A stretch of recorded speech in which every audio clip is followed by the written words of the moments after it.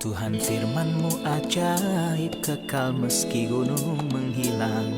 Tiada huruf yang gagal, tak terpatahkan sia-sia.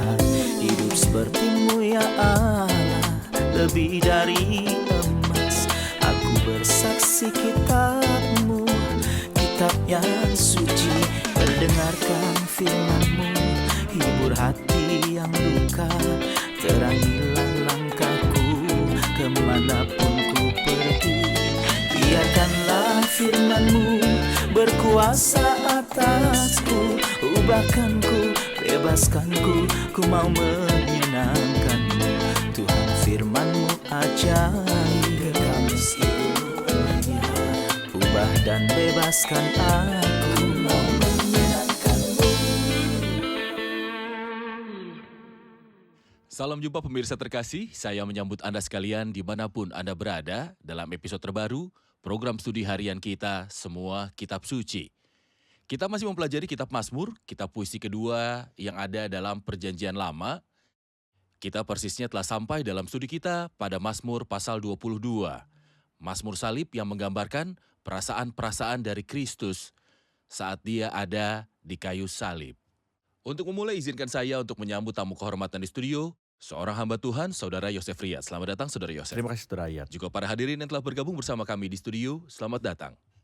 Saudara Yosef, kita telah sampai di Mazmur 22. Benar. Sebenarnya Mazmur ini sangat berharga bagi saya secara pribadi. Saya suka berhenti dan merenungkan penderitaan dari Kristus. Tetapi saya ingin Anda memberi saya judul untuk Mazmur ini dan hubungannya dengan Mazmur-Mazmur lain dalam rantai Mazmur. Karena ini adalah sebuah Mazmur yang kaya. Seseorang bingung judul mana yang harus dipilih untuk itu. Saya dapat mengatakan misalnya penderitaan Kristus dan kemuliaan yang akan mengikuti. Atau saya dapat mengatakan berbagai penderitaan dan kemuliaan. Atau Kristus sebagai korban penghapus dosa. Jika saya ingin menghubungkannya dengan beberapa Mazmur lain, saya dapat menghubungkannya dengan dua cara. Satu dengan Mazmur di sekitarnya, yaitu himpunan Mazmur Gembala. Karena Mazmur 22 berbicara tentang Kristus sebagai gembala yang baik yang memberikan nyawanya bagi domba-domba. Sementara Mazmur 23 berbicara tentang Kristus sang gembala, Tuhan adalah gembalaku, takkan kekurangan aku. Sebagai dia yang mati dan bangkit kembali sebagai gembala agung bagi domba-domba. Mazmur 24 berbicara tentang gembala utama yang akan muncul dalam kemuliaan dan kekuatan. Kemudian Mazmur 22, 23, dan 24 adalah Mazmur gembala di masa lalu, sekarang, dan masa mendatang. Di masa lalu ia adalah gembala yang memberikan hidupnya, gembala yang baik. Saat ini ia adalah gembala yang baik, gembala agung bagi domba-domba. Dan di masa mendatang ia adalah gembala utama yang akan menampakkan diri. Saya juga dapat menghubungkannya dengan beberapa Mazmur yang berbicara tentang pengorbanan. Dibicarakan dalam kitab Imamat. Seperti yang kita ketahui ada 4 korban persembahan dalam kitab Imamat. Benar. Ketika surat Ibrani pasal yang ke-10 menyinggung korban-korban persembahan ini, kita mengerti bahwa semuanya merujuk pada Kristus. Korban persembahan itu adalah korban bakaran, korban keselamatan, korban penghapus dosa, korban penebus salah. Keempat hal ini disebutkan dalam Ibrani 10 misalnya. Dan kita diberitahu bahwa semuanya mengacu kepada Kristus. Kemudian kita memiliki 4 korban persembahan dan kita memiliki 4 Mazmur yang berbicara tentang korban-korban ini. Mazmur 22 berbicara tentang Kristus sebagai korban penghapus dosa. Mazmur 40 berbicara tentang Kristus sebagai korban bakaran. Mazmur 69 berbicara tentang Kristus sebagai korban penebus salah. Dan Mazmur 118 berbicara tentang Kristus sebagai korban keselamatan. Jika kita menambahkan korban sajian, maka Mazmur 16 adalah korban sajian.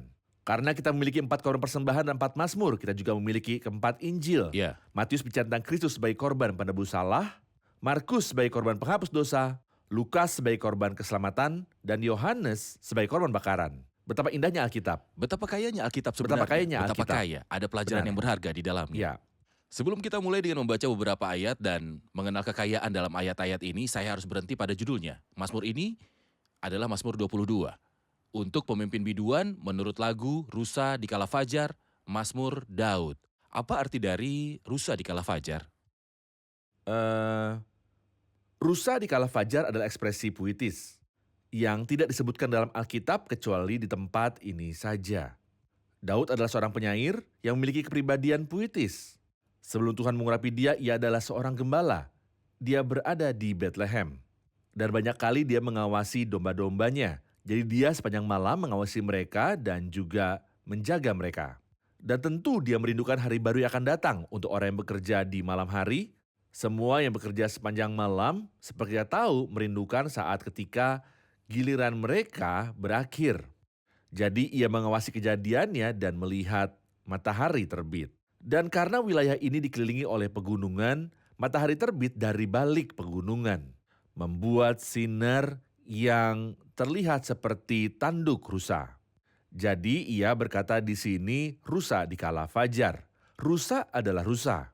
Dan fajar adalah ungkapan puitis. Beberapa melihat di dalamnya bahwa ketika matahari terbit, inilah rusa di kala fajar. Atau mengenai Mazmur Kristus melewati salib. Dan di kayu salib ada kegelapan pekat di seluruh bumi. Dan kemudian dia menyerahkan rohnya dan pergi ke dalam kegelapan kubur. Tetapi syukur pada Tuhan, Mazmur tidak berakhir dengan Kristus ada di kayu salib atau di kuburan. Tetapi berakhir bahwa Kristus telah bangkit dari kematian dan dia akan segera memerintah. Pada pagi kebangkitan dia bangkit. Pada Rusa pagi di kala kebangkitan. fajar. Baik, Benar. kita rehat sejenak dan kembali untuk menjawab pertanyaan hadirin. Pemirsa terkasih, tetaplah bersama kami akan segera kembali. Kitab-kitab Injil menceritakan realita penyaliban Kristus dan peristiwa-peristiwa terkait.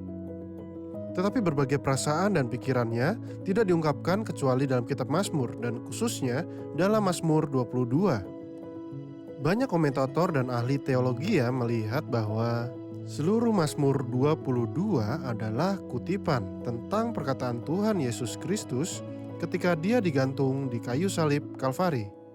Dan saya mendukung pandangan ini karena 7 perkataan Kristus yang terakhir muncul dalam Mazmur ini dengan satu atau lain cara.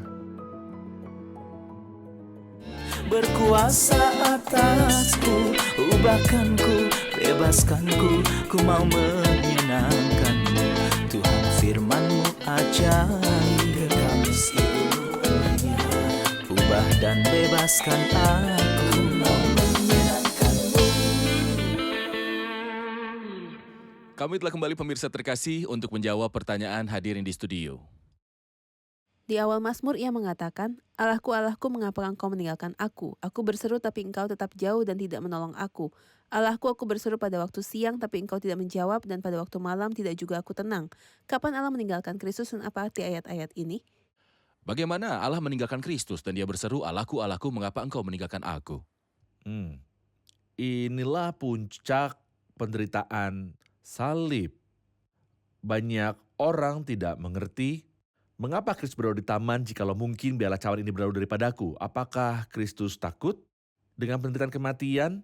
Sementara kita tahu bahwa banyak martir menuju kepada kematian sambil bernyanyi dan bersuka cita. Apakah Kristus kurang berani atau iman atau keberanian daripada martir itu? Tentu tidak. Tapi ada sesuatu yang pernah dialami oleh para martir maupun orang lain. Dan itu adalah ditinggalkan Allah, dan tentang hal ini dia berdoa dengan sungguh-sungguh agar cawan ini dapat berlalu darinya. Allahku, Allahku, Kristus ditinggalkan Allah padahal dia bersamanya dari kekekalan di pangkuannya sebagai putra yang dikasihinya. Dan ketika dia datang sebagai manusia, dia tinggal dalam lindungan yang maha tinggi dan bermalam dalam naungan yang maha kuasa. Ini adalah sesuatu yang tidak dapat kita pahami, tidak sekarang atau tidak bahkan dalam kekekalan. Jeritan ini tidak akan dipahami sepenuhnya, kecuali dari dia yang mengucapkannya, Kristus dan Allah kepada siapa jeritan itu ditujukan. Tapi saya punya beberapa komentar jika saya bisa. Ungkapan ini adalah satu-satunya yang diucapkan kata demi kata. Dalam 7 perkataan yang Kristus katakan di kayu salib, kita tahu bahwa Kristus mengatakan 7 perkataan. Benar. Bagian tengah mengatakan yang keempat adalah yang ini. Perkataan tengah ini di antara 7 ucapan disebutkan dalam 2 Injil. Semua perkataan lainnya disebutkan sekali dalam 1 Injil. Kita memiliki 3 perkataan yang disebutkan dalam Lukas. Ya. 3 lainnya disebutkan dalam Yohanes. Jadi kita memiliki 3 dan 3. Ini adalah 6 perkataan yang disebutkan oleh Lukas dan Yohanes. Sementara Matius dan Markus tidak menyebutkan dari 7 perkataan ini kecuali yang dianggap penting, paling suci dan terbesar. Dari perkataan-perkataan ini itulah sebabnya disebutkan sebanyak 2 kali. Tidak hanya itu, Matius dan Markus mencatatnya persis seperti yang Tuhan ucapkan dalam bahasa Aram. Lalu mereka menyebutkan itu dalam terjemahan Yunaninya.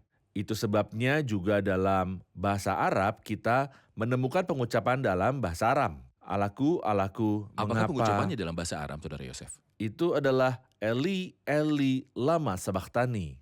Ini sangat dekat. Eli artinya Allahku, Eli, Eli, lama artinya mengapa. Sabachthani mendahului artinya meninggalkanku. Itu terjemahan di sini meninggalkanku. Seolah dua orang berjalan bersama dalam Ya. persekutuan dan berdampingan, lalu salah satu dari mereka mendahului yang lain. Ya, Jadi dikatakan di sini Sabachthani mendahului saya. sabachthani atau Bukankah itu berarti seperti yang dikatakan beberapa orang bahwa dia meninggalkannya untuk dihina oleh manusia?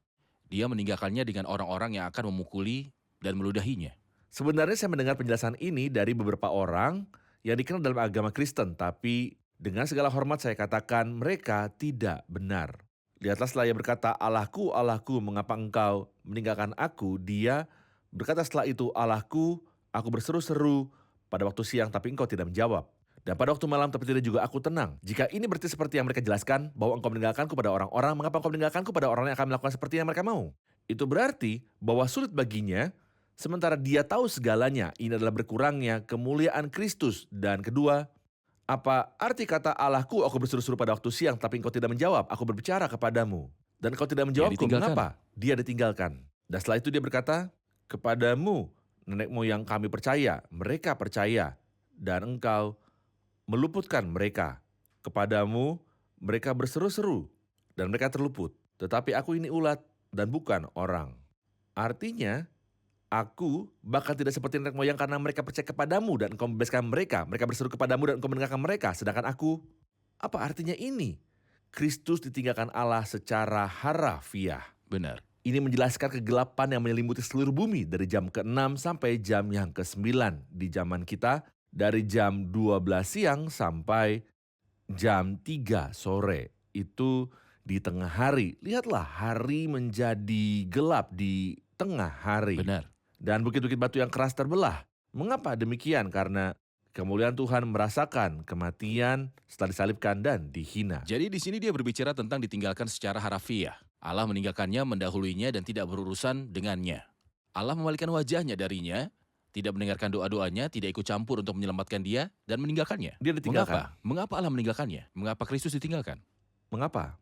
Karena seperti yang dikatakan dalam Habakuk 1 ayat 13, mata Tuhan terlalu suci untuk melihat kejahatan. Kristus menanggung dosa-dosa yang dilakukan orang-orang percaya. Semuanya, bayangkan, sejumlah besar dosa. Tidak, gunung-gunung pelanggaran kejahatan. Kalau Tuhan kita tidak menanggung kecuali dosa-dosa saya, ini akan menjadi beban berat. Tetapi ia menanggung seluruh dosa semua orang percaya yang bertobat. Ini sangat berat. Mazmur mengatakan tentang hal itu, kesalahanku seperti beban berat bagiku. Semuanya terlalu berat bagiku. Mereka menggambarkan Hercules memikul bumi di punggungnya. Tetapi ini lebih mudah jutaan kali daripada membawa dosa manusia atau dosa umat manusia. Dan bukan hanya Kristus membawa dosa, ini adalah satu sisi, tetapi dia dijadikan dosa.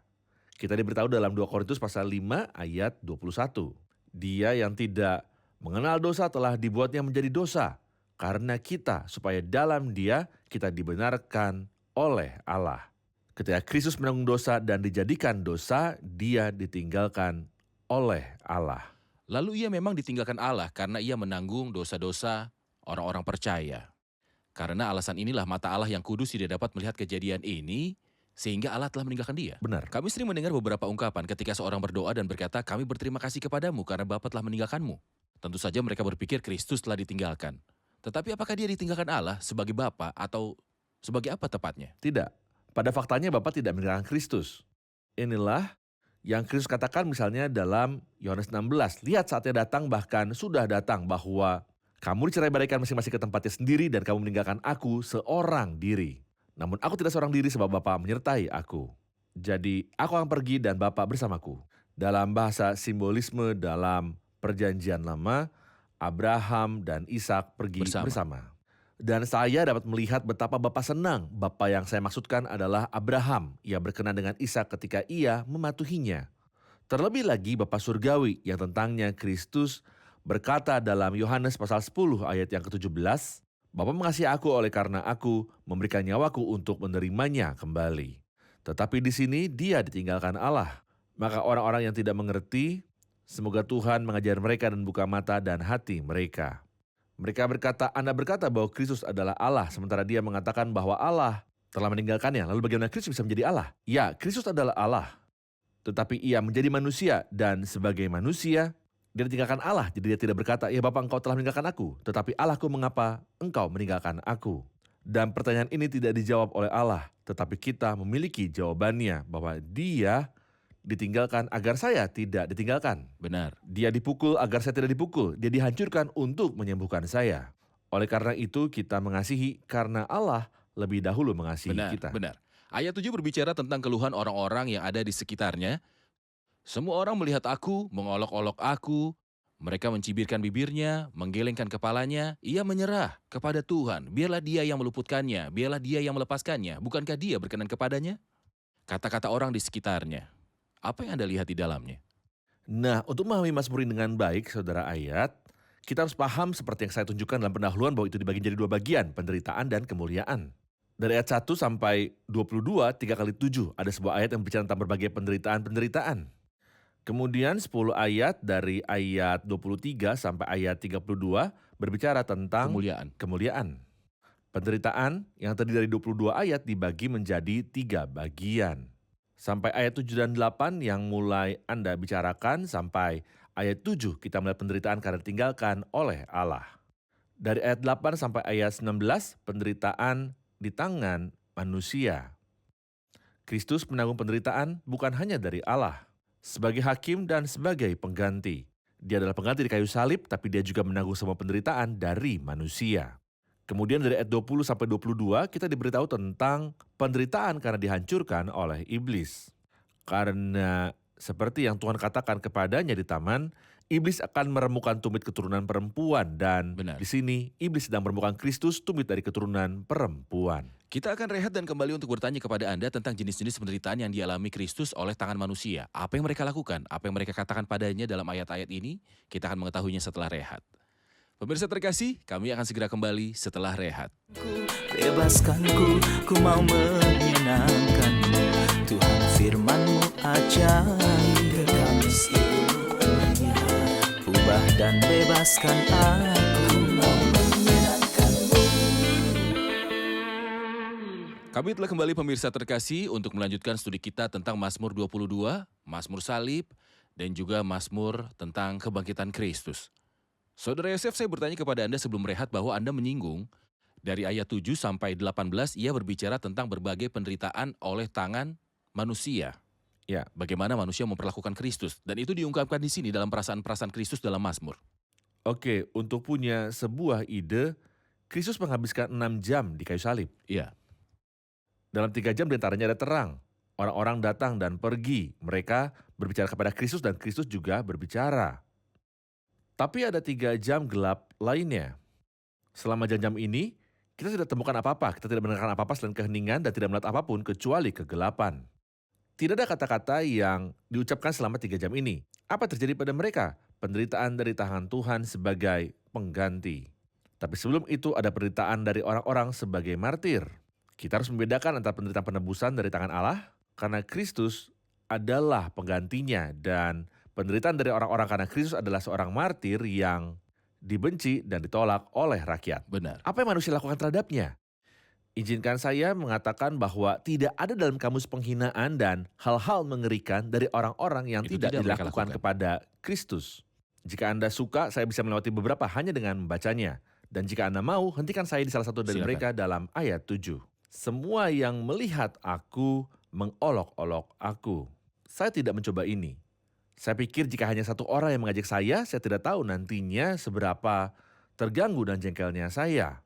Tetapi di sini Kristus berkata, semua yang melihat aku mengolok-olok aku. Mereka mencibirkan bibirnya, menggelengkan kepalanya. Saya melihat dalam ayat 8 bahwa mereka menentang Allah dan mereka menentang Kristus dalam hal terpenting yang dihargai dalam Mazmur 16. Dia mulai dengan mengatakan, jagalah aku ya Allah, sebab padamu aku berlindung. Kita melihat mereka di sini berkata, ia menaruh harapannya pada Allah. Baiklah Allah menyelamatkan dia. Saya tidak tahu apakah ini tantangan kepada Kristus atau tantangan pada Allah atau keduanya. Biarlah Allah membantumu. Seolah-olah mereka mengatakan bahwa tidakkah engkau percaya pada Allah? Maka biarlah dia menurunkanmu dari salib, kata mereka. Kepada Kristus, jika engkau turun dari salib, kami akan percaya kepadamu. Tentu Kristus tidak turun, dia tidak pergi kayu salib untuk menyenangkan mereka dan tidak akan turun untuk menyenangkan mereka. Tapi ini adalah kata-kata ejekan. Tidak, dengarkan. Apa yang dia katakan setelah itu? Banyak lembu jantan mengerumuni aku.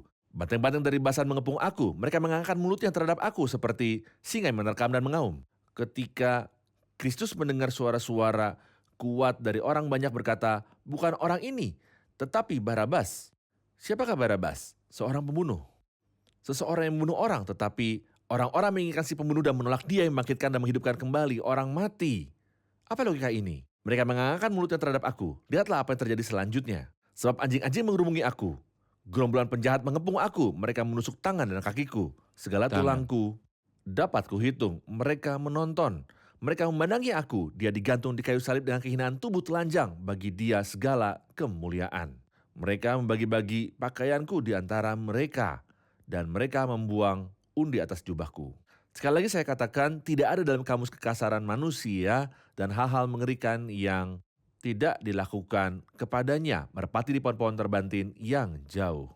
Ia menunjukkan kepada kita gambaran kelemahan total. Ayat 14, seperti air aku tercurah, dan segala tulangku terlepas dari sendinya. Hatiku menjadi seperti lilin, hancur luluh di dalam dadaku. Mohon komentar Anda tentang gambaran Kristus di ayat ini. Lanjutan, kekuatanku kering seperti beling. Kekuatan Beling adalah sepotong tembikar. Jika seseorang anak melemparnya, itu akan pecah. Artinya, kelemahan total. Ketika kita membaca 2 Korintus 13, karena sekalipun ia telah disalibkan oleh karena kelemahan. Dan ketika Anda membaca simbolnya, Alkitab sangatlah luar biasa memang. menakjubkan. Kita diberitahu bahwa domba jantan yang dilihat Abraham di semak belukar, Kejadian 22. itu Kejadian pasal 22. Itu terperangkap di semak-semak oleh tanduknya. Dan ketika seekor domba jantan terjerat oleh tanduknya dan ia tidak memiliki kekuatan, karena ia tidak memiliki kuku-kuku. Tidak punya gigi untuk mematahkan ranting, tetapi kekuatannya ada di tanduknya. Kristus tidak menggunakan kekuatannya. Apakah dia mampu? Ya, benar. Dia berkata kepada murid-muridnya, aku bisa berdoa kepada Bapakku dan dia akan menyediakan kepadaku 12 legiun malaikat, tapi aku tidak datang untuk menindas orang, aku datang untuk ditindas. Aku datang untuk mati sebagai pengganti bagi mereka yang percaya kepadaku. Jadi, dia berada dalam kelemahan total. Aku dicurahkan seperti air. Ketika air dituangkan, itu tidak dapat dikumpulkan kembali. Kristus disalibkan dalam kelemahan. Dia berada dalam kelemahan total di hadapan salib. Izinkan saya mengambil pertanyaan dari hadirin. Mengapa dia menggunakan banyak gambaran seperti banyak lembu jantan, orang-orang kuat dari Basan, anjing-anjing meromongni aku, tanduk lembu liar? Untuk apakah semua gambaran ini? Saudara Yosef, apa yang digambarkan ini mengenai orang-orang di sekitarnya pada saat salib? Pertanyaan ini membuat saya mengagumi Alkitab karena itu bukan hanya kata-kata belaka, tapi itu adalah nada yang masuk akal. Misalnya, jika Anda kembali ke kitab Amos adalah salah satu nabi kecil. Iya. Dalam kitab Amos pasal 4, apa yang kita baca? Dia berkata, dengarkanlah firman ini, hai lembu-lembu Basan yang ada di gunung Samaria. Dia tidak berbicara kepada lembu, tetapi dia berbicara kepada para penguasa yang menindas. Dia mengatakan di sini yang memeras orang lemah, yang menginjak orang miskin. Seolah para pemimpin bangsa Yahudi, Hanas dan Kayafas, dan para imam besar dan lain-lain adalah banteng Basan yang kuat dan banyak jumlahnya. Iya. Yang membuka mulut mereka seperti singa yang mengamuk dan juga mengaum. Artinya, mereka bagi Kristus seperti singa melawan anak domba. Tetapi di hadapan orang-orang Romawi, mereka seperti tikus kecil yang tidak memiliki nilai, tetapi mereka seperti singa melawan Kristus.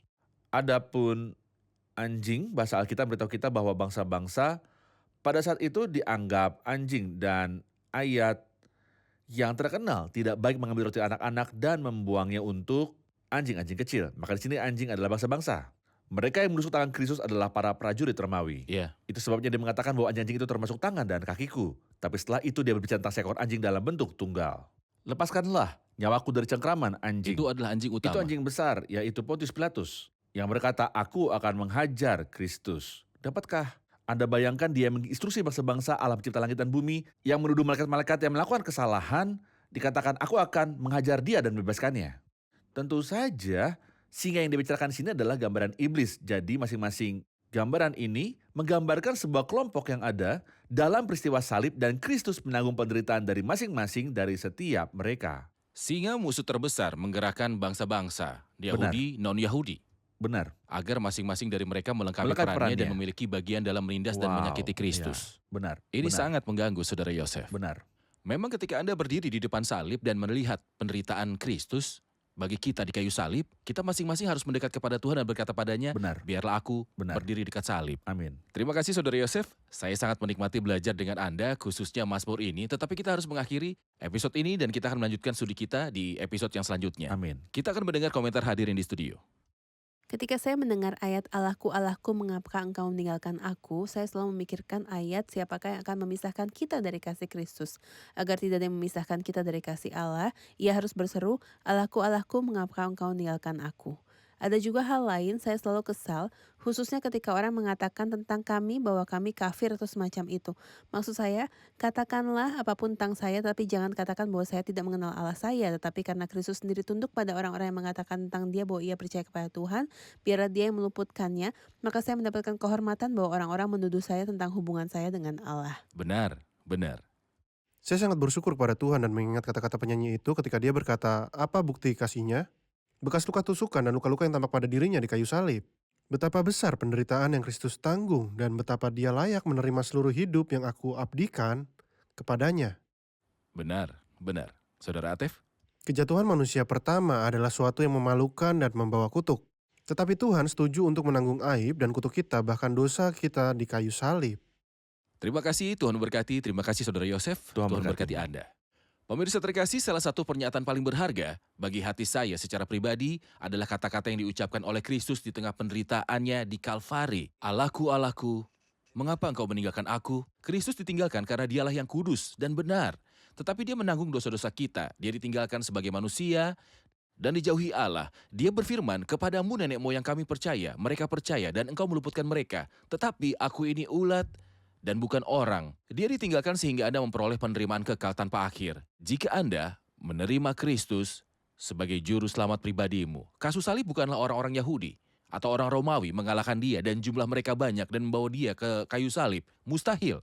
Keputusan menangkap dia yang dikeluarkan oleh Kayafas atau Pilatus membutuhkan persetujuan dari Kristus sendiri. Ketika dia berkata, kepada mereka akulah dia, biarkan ini berjalan sesuai keinginan mereka. Dia menyerahkan dirinya kepada kematian. Di kayu salib, dia seperti domba jantan yang tanduknya terjerat di semak belukar. Dia setuju untuk diserahkan kepada mereka. Dia setuju untuk digantung di kayu salib dengan kehendaknya. Dia setuju untuk memberi ruang bagi cercaan dan penghinaan semua orang atasnya demi menghormati Anda dan meningkatkan nilai Anda jika Anda menerimanya dan menganggapnya sebagai juru selamat kehidupan pribadi Anda. Kita akan bertemu di episode berikutnya, di mana kita melanjutkan peristiwa salib dan akibatnya. Apakah ini akhirnya? Apakah salib adalah akhir dari cerita? Ada sebuah pasal terang bersinar lainnya yang akan kami perkenalkan di episode selanjutnya. Tuhan besertamu.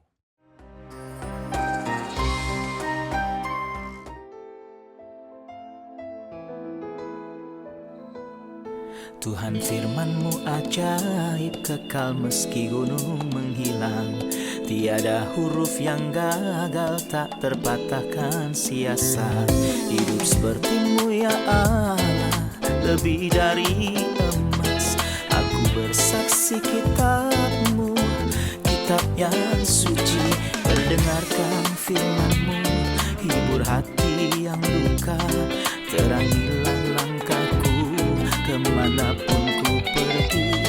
Biarkanlah firman-Mu berkuasa atasku. Ubahkanku, bebaskanku, ku mau menyenangkan-Mu. Tuhan firman-Mu ajaib, kekal meski gunung. Ubah dan bebaskan aku.